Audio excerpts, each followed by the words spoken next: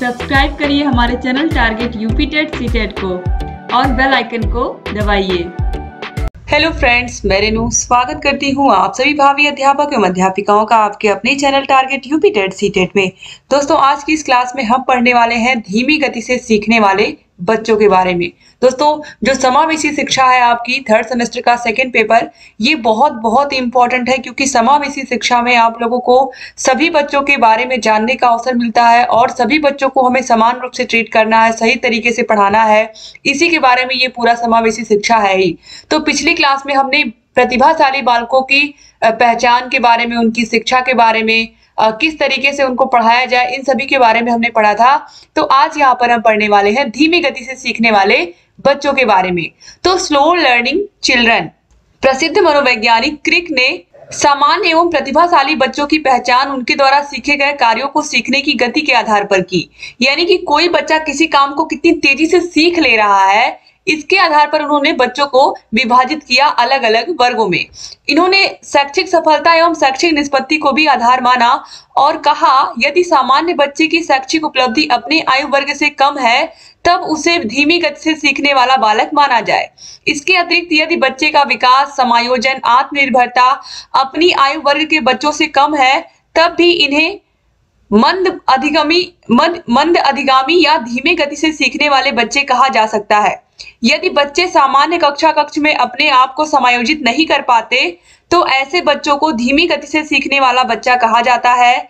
इसमें वे बच्चे भी सम्मिलित होते हैं जिनके सीखने की गति धीमी हो और योग्यता भी सीमित हो।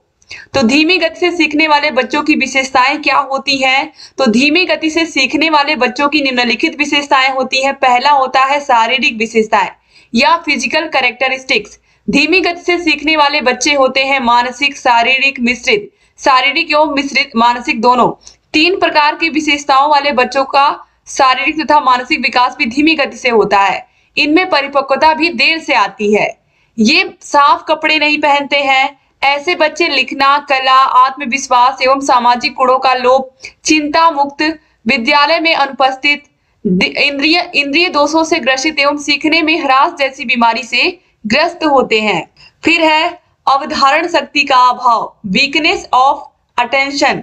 धीमी गति से सीखने वाले बच्चों में स्मरण शक्ति की कमी के कारण धारण शक्ति का अभाव होता है। यह बच्चे पढ़ाई लिखाई से कतराते हैं, बचते हैं। यह शब्दों को ध्यान पूर्वक पढ़ते हैं परंतु उनमें संबंध स्थापित नहीं कर पाते हैं।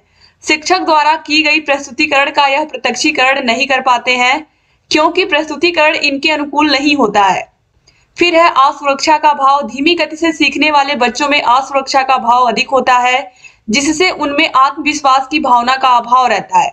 यह भाव शारीरिक एवं मानसिक कमजोरी के कारण आ जाता है। इसके बाद है अभिव्यक्ति या संप्रेषण क्षमता का अभाव।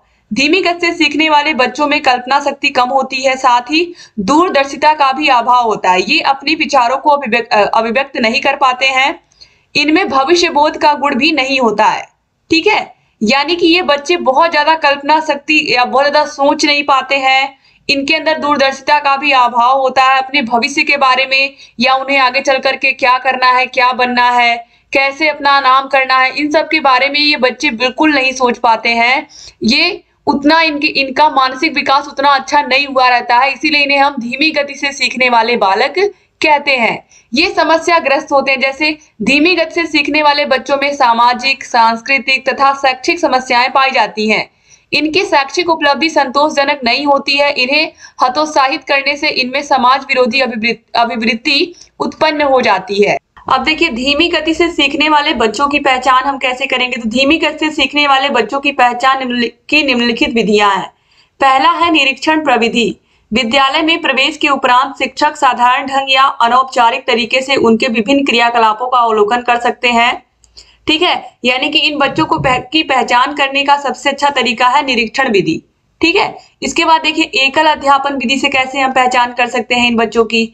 इस ऐतिहासिक शोध प्रविधि के अंतर्गत अध्यापक द्वारा बच्चे के जन्म से वर्तमान तक की विभिन्न सूचनाओं का उसके मित्रों, रिश्तेदारों, परिवार के माध्यम से सूचना एकत्रित कर उसे विद्यालय के अभिलेखों का मिलान कर निदान किया जाता है तथा सुधार भी किया जाता है। फिर है चिकित्सा परीक्षण। बच्चों से संबंधित सूचना से उसके शारीरिक बाध्यता की जानकारी नहीं हो पाती है, अतएव उनकी चिकित्सकीय जांच कराकर पता लगाया जा सकता है। फिर है शैक्षिक परीक्षण। धीमी गति से सीखने वाले बच्चों का जब विद्यालय में प्रवेश कराया जाता है तो वह अपनी आयु वर्ग के बच्चों के साथ शिक्षा ग्रहण करने में कठिनाई का अनुभव करता है। यह शैक्षिक परीक्षणों में कम अंक प्राप्त करता है। इसके अतिरिक्त ऐसे बच्चों की वर्तनी, भाषा, बोधगम्यता आदि भी कम हो जाती है। इसके बाद है व्यक्तित्व परीक्षण। तो व्यक्तित्व परीक्षणों से बच्चे के सामाजिक, मनोवैज्ञानिक तथा संवेगात्मक गुणों का बोध होता है तथा इनके अचेतन मस्तिष्क का भी पता चल जाता है, क्योंकि अचेतन मस्तिष्क उनके व्यवहारों को भी नियंत्रित करता है। व्यवहारों एवं समायोजन क्षमता की कमी से इनका पता लग जाता है। ठीक है, तो व्यक्तित्व यानी कि बच्चे का व्यवहार, उससे जब हम बातचीत करेंगे, उससे उसकी हॉबीज के बारे में पूछेंगे, उसके दोस्तों के बारे में पूछेंगे, तो उस बच्चे के बारे में, उसके व्यक्तित्व के बारे में हमें बहुत सारी जानकारी मिलती है और उसके व्यवहारों के आधार पर, उसके सोचने समझने की, समायोजन करने की क्षमता के आधार पर हम पता लगा पाते हैं कि ये बच्चा धीमी गति से सीखने वाला है या फिर तेज गति से। और सबसे अच्छा यहाँ पर उदाहरण है बुद्धि परीक्षण। बुद्धि परीक्षण के माध्यम से किस तरीके से हम बच्चे की धीमी गति से सीखने का पता लगा सकते हैं। यहाँ पर देखिए, धीमी गति से सीखने वाले बच्चों की पहचान के दो मानदंड माने जाते हैं। पहला है शैक्षिक उपलब्धि, दूसरा है मानसिक स्तर। तो मानसिक स्तर के लिए प्रमाणिक बुद्धि परीक्षण का प्रयोग करना चाहिए। किसी एक बुद्धि परीक्षण के आधार पर पहचान करना अधिक सार्थक नहीं होगा। इसलिए शाब्दिक बुद्धि परीक्षा, अशाब्दिक बुद्धि परीक्षा तथा क्रियात्मक बुद्धि परीक्षा का उपयोग करने पर अधिक विश्वसनीय बुद्धि स्तर प्राप्त कर इनकी पहचान की जा सकेगी। फिर है अन्य मनोवैज्ञानिक परीक्षण। मनोवैज्ञानिक परीक्षण कई प्रकार के होते हैं। इनमें लिखना, पढ़ना तथा भाषा के कौशलों का परीक्षण किया जाता है और निदानात्मक परीक्षण भी प्रयुक्त किए जाते हैं। इन परीक्षणों के आधार पर यह पता लगाया जाता है कि धीमी गति से सीखने वाले बच्चों की प्रकृति किस प्रकार है और निदानात्मक परीक्षणों से कारणों का पता चलता है जिसके आधार पर इनका सुधार किया जाता है। अब देखिए, यहाँ पर ये तो परीक्षण हो गए, यहाँ पर बुद्धि परीक्षण हो गया, इसके अलावा व्यक्तित्व परीक्षण हो गया और बहुत सारे परीक्षण हो गए। अब देखिए, धीमी गति से सीखने वाले बच्चों के क्या कारण हैं। तो देखिए, धीमी गति से सीखने वाले बच्चों के कारण निम्नलिखित हो सकते हैं। पहला है आर्थिक परिस्थिति या गरीबी, दूसरा है परिवार के सदस्यों का मानसिक स्तर, तीसरा है संवेगात्मक घटक, चौथा है व्यक्तिगत घटक। धीमी गति से सीखने वाले बच्चों की समस्याएं। धीमी गति से सीखने वाले बच्चों की समस्याएं निम्नवत हो सकती हैं। पहला है ज्ञानात्मक अधिगम समस्याएं, दूसरा है भाषा एवं वाणी की समस्याएं, तीसरा है श्रवण प्रत्यक्षीकरण की समस्याएं, चौथा है दृष्टि एवं व्यवहारिक समस्याएं, पांचवा है सामाजिक एवं संवेगात्मक समस्याएं। तो ये सब मुख्य रूप से बच्चों की समस्याएं हो सकती हैं, या धीमी गति से सीखने वाले बच्चों की जो मुख्य रूप से समस्याएं होती है वो इन्हीं में से कोई एक होता है। ठीक है, या उस बच्चे को सही से बोलने नहीं आता हो, ये हो सकता है। ठीक है, या जो आप उसको पढ़ा रहे हो उसका ज्ञान वो सही से अर्जित नहीं कर पा रहा है, उसको थोड़ी बहुत चीजें ही, जैसे एक चैप्टर आपने पूरा पढ़ा करके खत्म कर दिया, अब उस बच्चे से आपने उस चैप्टर से रिलेटेड 10 क्वेश्चन, 10 में से वो मुश्किल से एक क्वेश्चन का भी सही से उत्तर नहीं दे पा रहा है, तो इसका मतलब ये है कि बच्चे का जो सीखने का स्तर है वो बहुत निचला है, हम ये कह सकते हैं, या फिर वो बच्चा बहुत धीमी गति से सीख रहा है। ठीक है, अब देखिए, शैक्षिक रूप से पिछड़े बच्चों की हम पहचान कैसे करेंगे।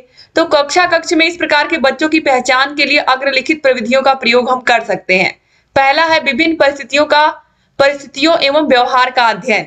तो शैक्षिक पिछड़ेपन के बाह्य कारणों का पता लगाने के लिए बच्चे के सामाजिक, आर्थिक, माता पिता का शिक्षा स्तर एवं सत्र में बच्चे की उपस्थिति, विद्यालय में प्रवेश का समय, विद्यालय का वातावरण, शिक्षकों का शैक्षिक ज्ञानात्मक स्तर, प्रयोग में लाई जाने वाली शिक्षण विधियों एवं उपकरणों आदि का ज्ञान सहायक सिद्ध हो सकता है। व्यक्तिगत बुद्धि। मनोवैज्ञानिकों ने पिछड़ेपन का कारण बच्चों का मंद बुद्धि होना पाया है। बुद्धि अर्जन के लिए उनके आयु वर्ग के लिए उपलब्धि मानकीकृत परीक्षण पर मानसिक आयु ज्ञात कर ली गई है। इसके बाद गणना सूत्र से कर लेते हैं। तो बुद्धि लब्धि बराबर मानसिक आयु बटे वास्तविक आयु गुणे 100, इसी का प्रयोग करके हम बच्चों की बुद्धि लब्धि निकालते हैं। और ये आप लोगों ने फर्स्ट सेमेस्टर में अच्छे से पढ़ा है बुद्धि लब्धि के बारे में। अब देखिए, मानकीकृत उपलब्धि परीक्षण क्या है। तो यहाँ पर ये बुद्धि परीक्षण तो आपको निकालने आता ही होगा। अगर किसी बच्चे की बुद्धि लब्धि निकालनी है तो आपको पता ही होगा। अगर किसी बच्चे की वास्तविक आयु 10 साल है और उसकी जो मानसिक आयु है वो 12 साल है, तो यहाँ पर हम 100 से गुणा करके इसको क्या कर सकते हैं, आसानी से निकाल सकते हैं। यानी कि ये बच्चा, इसकी बुद्धि लब्धि कितनी है, 120 है, इस तरीके से। तो मानकीकृत उपलब्धि परीक्षण शैक्षिक रूप से पिछड़े बच्चों का पहले से स्थापित परीक्षित परीक्षणों द्वारा पता लगाया जा सकता है। फिर है उपलब्धि परीक्षण, छात्र द्वारा दी गई परीक्षा में प्राप्त प्राप्तांकों के आधार पर सांख्यिकीय विधि औसत या असामान्य से अंतर ज्ञात कर शैक्षिक रूप से पिछड़े बच्चों का पता लगाया जा सकता है। फिर है सामूहिक परीक्षण, अध्यापक द्वारा कक्षा कक्ष में सामूहिक बुद्धि परीक्षण का प्रयोग किया जा सकता है। यह शाब्दिक एवं अशाब्दिक दोनों प्रकार का हो सकता है।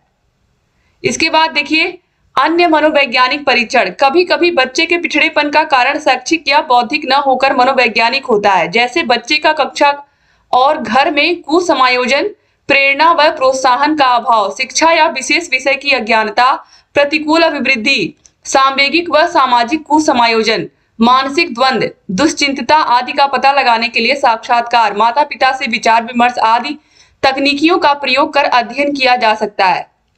अब शैक्षिक रूप से पिछड़े बच्चों की शिक्षा का प्रबंध हम कैसे करते हैं, देखिए शैक्षिक रूप से पिछड़े बच्चों की शिक्षा व्यवस्था निम्नलिखित बिंदुओं पर की जा सकती है।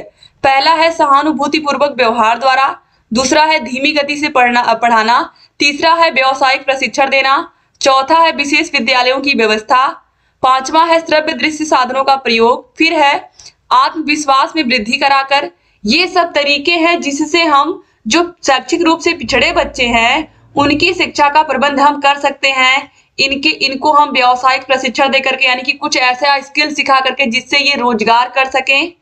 फिर विशेषज्ञों द्वारा शिक्षा, फिर है छोटी कक्षाओं एवं उपयुक्त निर्देशन देकर, फिर है पिछड़ेपन का पता लगाकर उसके निवारण द्वारा, श्रेणीहीन कक्षा के द्वारा, उपचारात्मक कक्षाओं के द्वारा। ठीक है, इसके बाद देखिए रचनात्मक विषयों के अध्ययन से, ठीक है, सरल यहां पर होगा, सरल एवं रचनात्मक विषयों के अध्ययन से, क्रियात्मक विधियों के प्रयोग द्वारा, कक्षोन्नति पूरे वर्ष के कार्य पर बार बार बताया जाना या अभिलेख रखना। ठीक है, यहां पर देखिए इसके अलावा मानसिक स्वास्थ्य पर इन बच्चों के विशेष ध्यान देना, यानी कि ये जो शैक्षिक रूप से पिछड़े हुए बच्चे होते हैं इनके मानसिक स्वास्थ्य पर विशेष ध्यान रखना कि इन बच्चों को जो भी आवश्यकता की चीजें हो उनको ला करके हम उनको मुहैया कराएं। फिर है दूसरी शिक्षा प्रणाली में सुधार द्वारा, फिर है राज्य की ओर से सुविधा प्रदान कर, फिर शोध कार्यों की प्रचुरता द्वारा, फिर है सभी का सहयोग आवश्यक, अभिप्रेरण प्रदान करना, फिर है आर्थिक सहायता देकर, फिर है शैक्षिक परिभ्रमण द्वारा, और फिर है मनोवैज्ञानिक निर्देशन के द्वारा। तो मनोवैज्ञानिक निर्देशन द्वारा, परामर्श द्वारा इन बच्चों की जो समस्याएं हैं उनको सॉल्व किया जाए। अगर कोई बच्चा आपने कोई सवाल 10 बार क्लास में बार बार रिपीट करके बताया फिर भी वो बच्चा नहीं समझ पा रहा है, तो सबसे पहले आपको उसके मनोविज्ञान को समझना होगा। आखिर में इस बच्चे के अंदर क्या कमी है, ये नहीं सीख पा रहा है, इसके अंदर क्या दिक्कत है। तो आप उसके कारणों को जानेंगे, पता लगाएंगे कि आखिर में इस बच्चे की बुद्धिलब्धि क्या कारण है कि कम है, धीमी गति से क्यों सीख रहा है, क्या शुरू से ये बच्चा ऐसे ही है। तो ये सारी चीजों का जब हम पता लगाएंगे तभी हम अच्छे से जान पाएंगे कि ये वाकई में धीमी गति से सीखने वाला बालक है और इसको पढ़ाने के लिए हमें अलग अलग प्रकार की विधियों का, टेक्निक का प्रयोग करके इसको पढ़ाना होगा। तो दूषित शिक्षा प्रणाली में भी हमें सुधार करना होगा ताकि ऐसे बच्चे भी शिक्षा की मुख्य धारा में जुड़े और आगे बढ़े। क्योंकि ऐसे जो बच्चे होते हैं जो धीमी गति से सीखने वाले होते हैं, देखा जाता है अक्सर कि बड़ी कक्षा में जाने के बाद या क्लास 9-10 में पहुंचने के बाद इनकी शिक्षा छूट जाती है, या 5वीं या 8वीं में भी बच्चे स्कूल जाना छोड़ देते हैं। तो ऐसे बच्चों की भी शिक्षा की व्यवस्था हम करें, ऐसे बच्चों को भी हम पढ़ाएं, ऐसे बच्चों को भी हम आगे बढ़ाएं। इसके लिए एक शिक्षक के तौर पर हमारी ये जिम्मेदारी है कि ऐसे बच्चों की समस्याओं का हम निदान करें और ऐसे बच्चों की शिक्षा पर हम विशेष रूप से ध्यान दें, और इसके लिए जितना हमारी तरफ से सहयोग हो सकता है हम उतना सहयोग करें इन बच्चों की शिक्षा में। तो इस तरीके से दोस्तों यहाँ पर ये पूरा का पूरा आज यहाँ पर धीमी गति से सीखने वाले बच्चों के बारे में आपने पढ़ लिया। पिछली क्लासेस अगर आपने नहीं देखा है तो डिस्क्रिप्शन बॉक्स और कमेंट बॉक्स में आपको लिंक मिल जाए। थैंक यू सो मच दोस्तों क्लास को पूरा देखने के लिए। अगर क्लास को शेयर नहीं किया तो शेयर कर दीजिए, अगर चैनल को हमारे सब्सक्राइब नहीं किया तो प्लीज सब्सक्राइब कर दीजिए, और जहाँ कहीं कोई भी डाउट है आप कमेंट करके हमसे पूछिए। यहाँ पर कॉन्टेक्ट नंबर दिया हुआ है, अगर आपको 8 विषयों का नोट्स चाहिए हाथों से लिखा हुआ तो भी यहाँ पर आपको मिल जाएगा। तो thank you so much class को पूरा देखने के लिए। जय हिंद दोस्तों।